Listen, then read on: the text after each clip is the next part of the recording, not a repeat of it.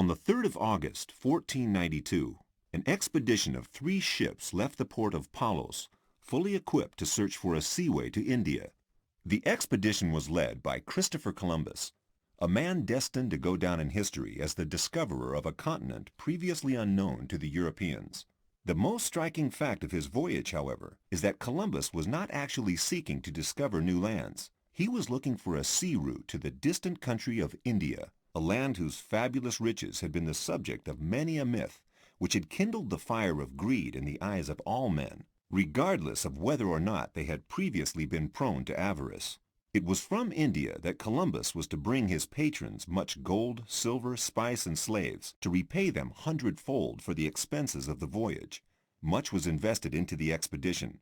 Spanish Queen Isabella even had to pawn her diamond crown to cover the cost of the venture. The Spaniards had one major rival, King John II of Portugal, who was well aware of the impracticability of the plan Columbus had made. He knew the Spanish squadron would never reach India, but he was equally sure that the Genoese would discover hitherto unexplored lands in the west, and that these lands would for some time draw the court's attention away from searching for a route to India, which would buy him some time in the race for fabulous riches from overseas.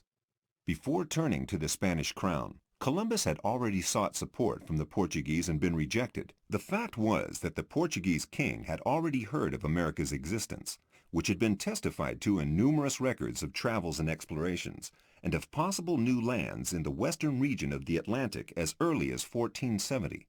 Some parts of America's Atlantic coast were marked on maps which a Portuguese navigator had compiled in 1452. After 1452, a large number of royal patents were issued to captains for some unknown islands in the Atlantic, authorizing them to seek out these lands and settle there. The Spanish crown was disturbed by